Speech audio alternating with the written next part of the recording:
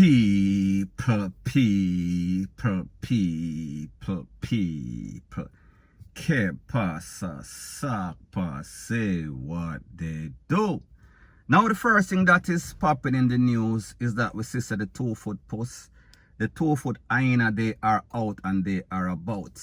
And they are finding all sorts of innovative way for take up people's stuff, for jack up people, for rob people, rate, lele, blue, blah, bling. And I am speaking specifically about an incident which occurred Thursday evening at about 5 p.m. on the St. Catherine leg of the Highway 2000. We are speaking about Edward Siaga Highway, rate, lele, blue, blah, bling. Now, based on the information, it is said that a trailer with 20 pallets of red stripe beer, the driver was driving when he was signaled to pull over by 2 men posing as Popo. They were in full Popo uniform. Don't know if they had the Popo car. Not sure about that. However, they were signaled to pull over. The driver was signaled to pull over. And when the driver pulled over, he was stuck up. He was stick up by 2 men. And he was taken away in a white field-up motor car.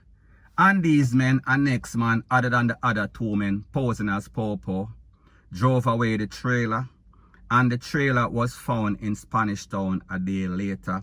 However, the container with the 20 pallets of beer, estimated street value, almost $6 million, 5.6 million Jamaican dollars to be specific. That container was found the next day in a Bernard Lodge.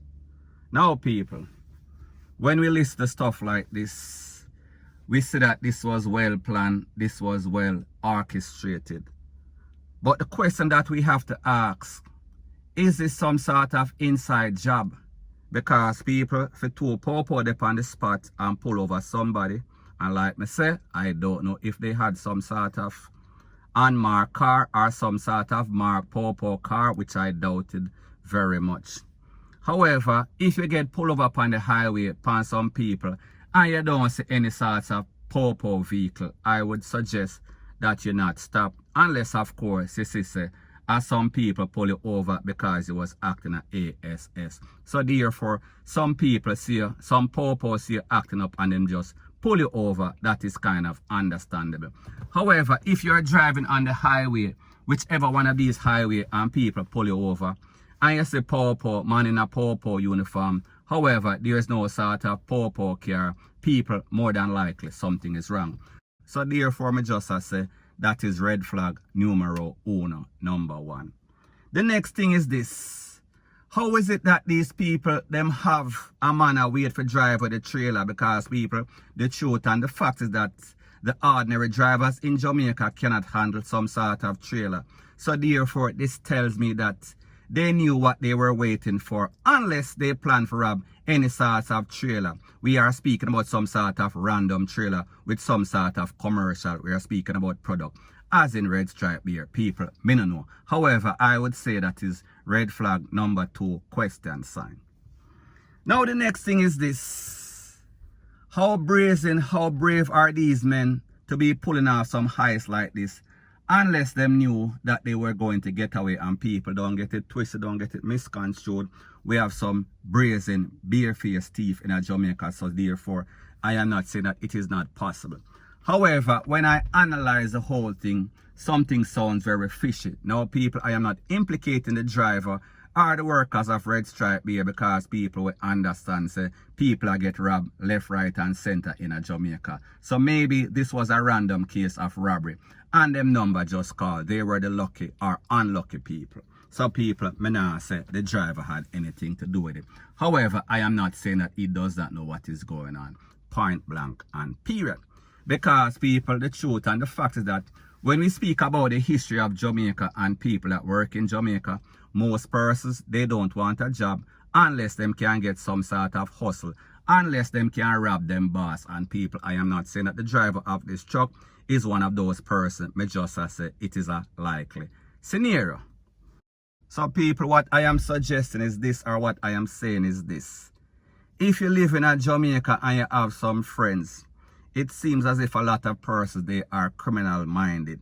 So therefore, if them know say work for certain business and you have access to certain material, certain products as in Red Stripe beer, they will make suggestions. So even if you're a hard-working employee, you can be pressured into peer pressure. So people may just ask, was this person that was driving the truck, was he pressured by some of the criminals in our community? People may not know. So anyways, people, like me say, I am just saying that you have to take sense out of nonsense, and you can't just take everything for face value because this man claims him get robbed, rated, lele, blue, blah, bling. That means say I saw it go. So anyways, people, that is just my suggestion to the Popo. That is just my suggestion to Red Stripe Beer as a company. Point blank and period. So anyways, people, that is my views on the whole thing as it pertains to that. And like me said, it is just my views and opinion. It is not the gospel. Your views and opinion can be respectfully different from mine. But let me know what you think in the comment section. Bless up. Now, before I move to the next part of my video, please subscribe to my next channel. It is called Jamaica Dancehall Source, and I have started uploading videos on that channel, news items and other items. So please subscribe, and I'll be pinning the link to that channel in the description of this video. And also, please subscribe to this channel, and when you subscribe, please press the notification bell or icon, and also press all in the option.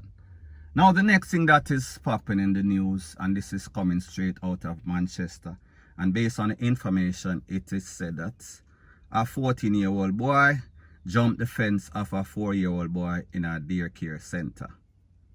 Now, people, based on the information, it is said that the picnic advocacy group, they are probing, they are investigation if there was some sort of lapse in the supervision of this said daycare.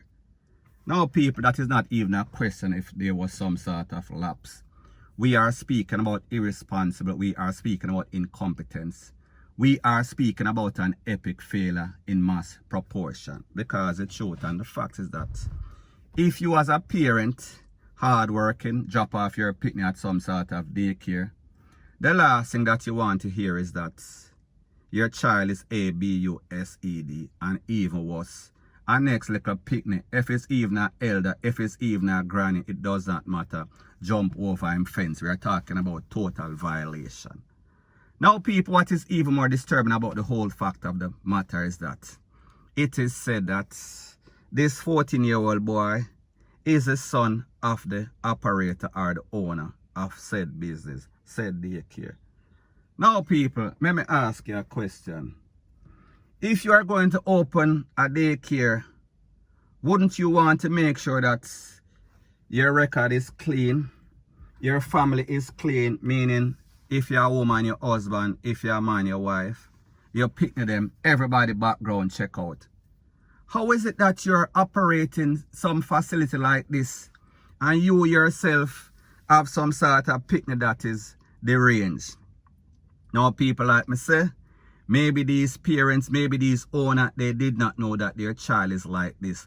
However, people, it is too much to bear when you hear say the owner of some sort of facility, own picnic, which are 14, I jump over the fence of a 4-year-old. People, something definitely wrong with that.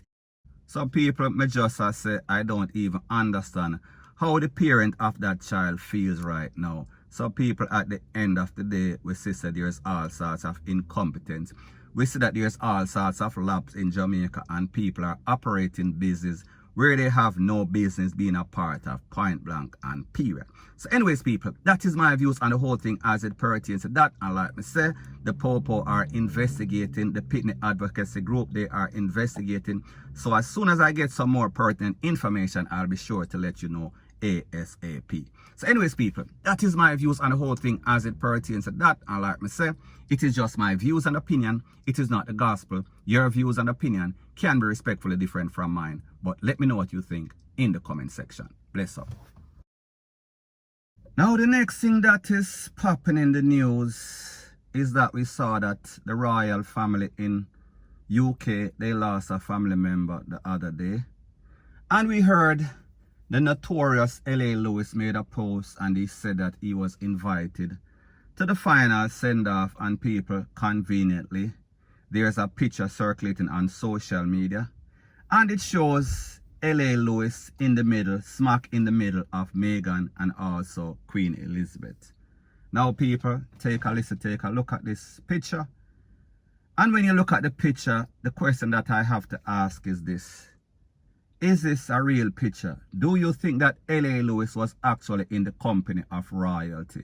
Because we've heard him claiming that he is the son of the Queen Elizabeth.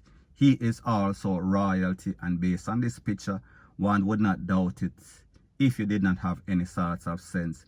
If you did not know that there's a thing called Photoshop, and L.A. Lewis is very good at that. So people, let me know what you think. Do you think that L.A. Lewis is basically losing his mind? Do you think that L.A. Lewis is crying out for help? Do you think that L.A. Lewis is an attention-seeking W-H-O-R-E? Or do you think that he was actually there and he is actually royalty? And Jamaica should be glad to have somebody like this in our presence. People, let me know what you think in the comment section. So anyways, people, that is my views on the whole thing as it pertains to that. And like me say, it is just my views and opinion. It is not the gospel. Your views and opinion can be respectfully different from mine. But let me know what you think in the comment section. Bless up.